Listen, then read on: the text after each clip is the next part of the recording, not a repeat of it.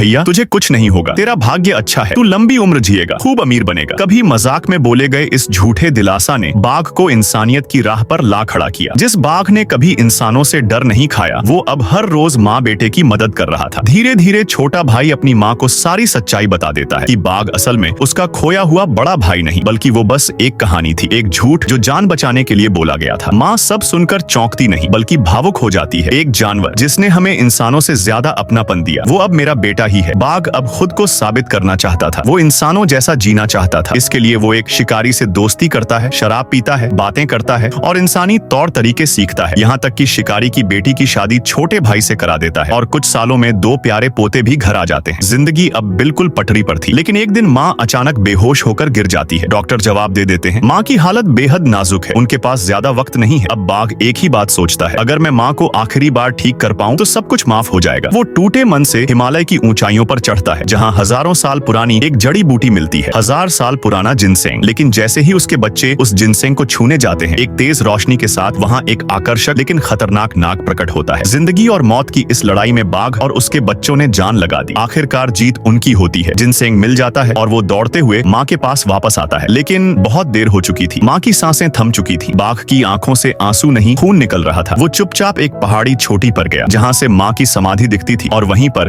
अपने दर्द में सन्न रहकर पत्थर बन गया, एक ऐसा पत्थर जो हमेशा माँ की कब्र की रखवाली करता रहेगा। छोटा भाई अब एक ही बात सोचता है, हम भले ही इंसान और जानवर थे, लेकिन दिल से हम हमेशा एक परिवार थे। वो माँ, बाघ और पिता तीनों को एक साथ दफनाता है ताकि अगले जन्म में भी वो सब साथ रहें।